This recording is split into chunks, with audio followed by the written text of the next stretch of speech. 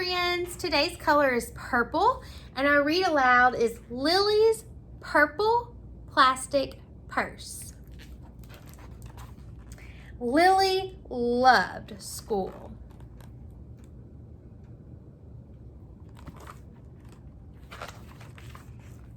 She loved the pointy pencils, she loved the squeaky chalk, and she loved the way her boots went clickety-clickety-click down the long, shiny hallways. Lily loved the privacy of her own desk. She loved the fish sticks and chocolate milk every Friday in the lunchroom. And most of all, she loved her teacher, Mr. Slinger.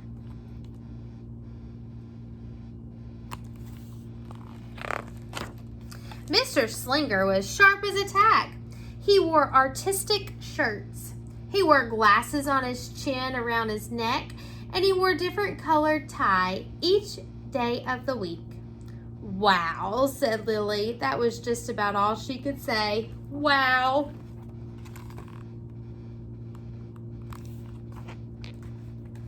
Instead of greeting students or good morning pupils, Mr. Slinger winked and said, "Howdy."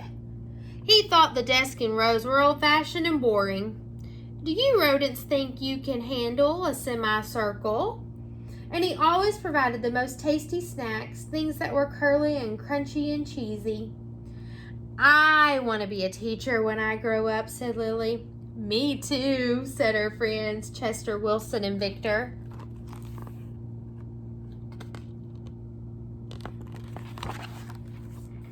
At home, Lily pretended to be Mr. Slinger. "I am the teacher," she told her baby brother, Julius. "Listen up." Lily even wanted her own set of deluxe picture encyclopedias.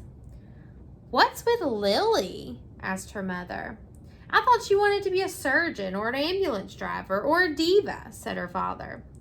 It must be something because of her new teacher, Mr. Slinger," said her mom. "Wow," said the father.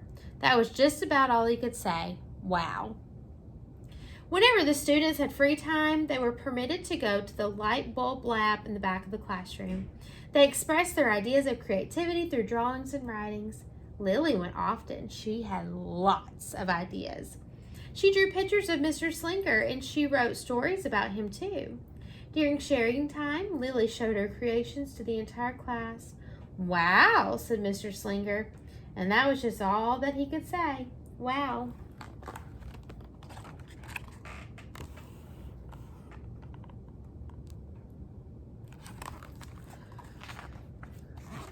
When Mr. Slinger had bus duty, Lily stood in the line even though she didn't ride the bus. Lily raised her hand more than anyone else in the class, even if she didn't know the answer.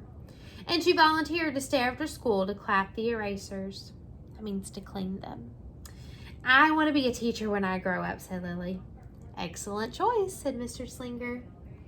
One Monday morning, Lily came to the school especially happy. She had gone shopping with her Grammy over the weekend. Lily had a new pair of movie star sunglasses, complete with glittery diamonds and a chain, just like Mr. Slinger's. She had 3 shiny quarters. And best of all, she had a brand new purple plastic purse that played a jaunty new tune when it was opened.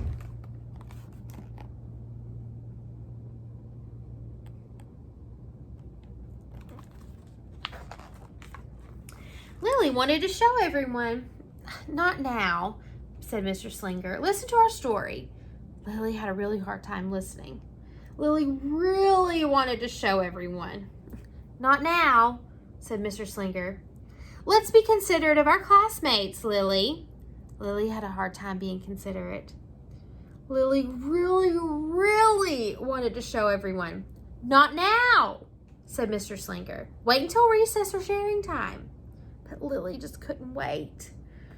The glasses were so glittery, the quarters were so shiny, and the purse played such nice music, not to mention how excellent it was for storing school supplies. "Look," Lily said fiercely. "Look, everyone. Look what I've got." Everyone looked, including Mr. Slinger, but he was not amused.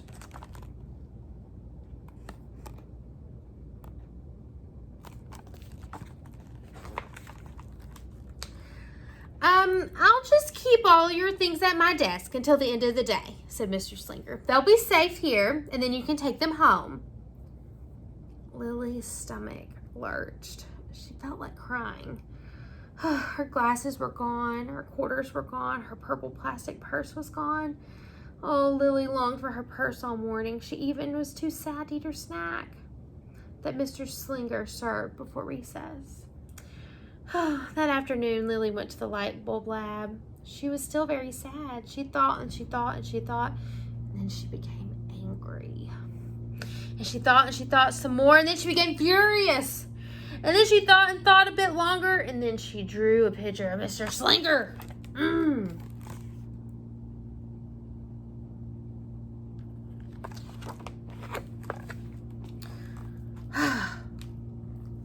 Right before the last bell rang, Lily sneaked the drawing into Mr. Slinger's book bag.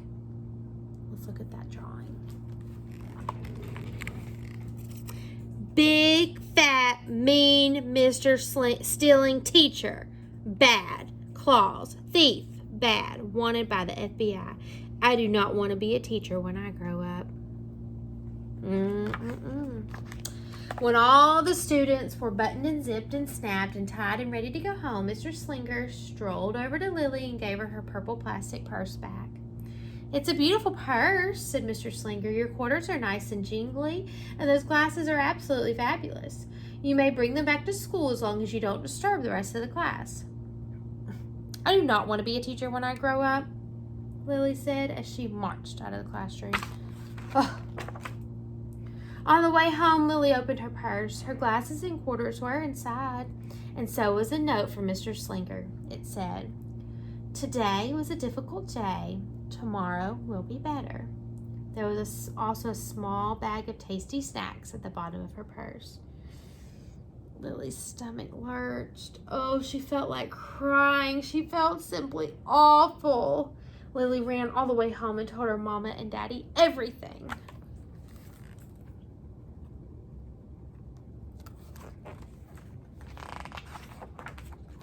Instead of watching her favorite cartoon, Lily decided to sit in the uncooperative chair. Or time out. I'll stay here for 1,000,000 years for Mr. Slinger. Why does everything always happen to me? 1051, 1052, 1059. That night, Lily drew a new picture of Mr. Slinger and wrote a story about him too. Lily was really, really sorry, so everyone forgave her, even her parents, even her stinky brother, especially her incredible teacher. And then the sunshine, and it's a smiley face down on everyone and everything, even the bugs and worms. The end. Then she drew a picture of Mr. Slinger. Listen up, I forgive everyone. Kind, good, nice, could be the principal. I'm really, really, really, really, really sorry. Really, really, really, really sorry. Worms, bugs. I'm an author.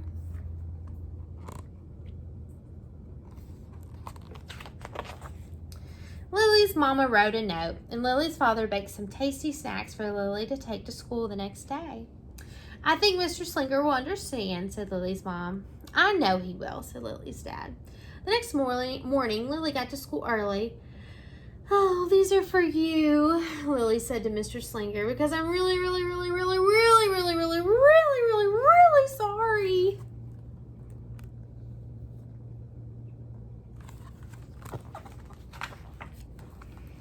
Mr. Slinger read the story, and he looked at the picture, and he read the note, and he sampled the snacks. Wow, said Mr. Slinger. That was just all about he could say was wow.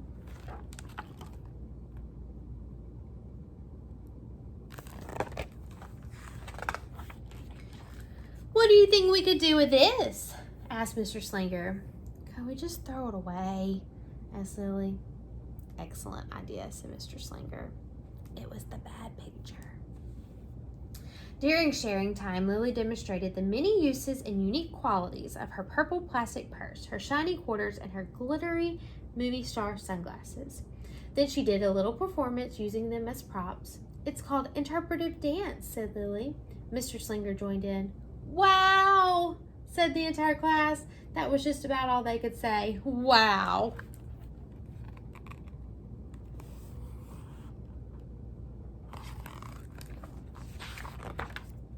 Throughout the rest of the day, Lily's purse and quarters and sunglasses were tucked safely inside her desk. She peeked at them often, but she did not disturb a soul. Right before the last bell rang, Mr. Slinger served Lily's snacks to everyone's delight. "What do you want to be when you grow up?" asked Mr. Slinger. "A teacher!" everyone responded. Lily's response was the loudest. "Excellent choice," said Mr. Slinger.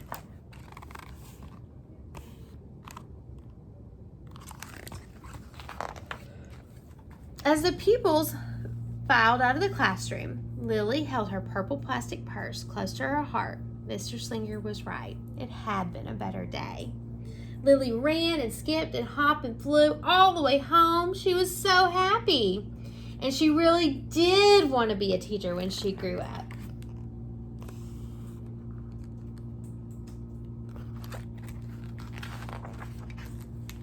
That's it. When she didn't want to be a dancer or a surgeon or an ambulance driver or a diva or a pilot or a hairdresser or a scuba diver or, well, anything else she wants to be. The end.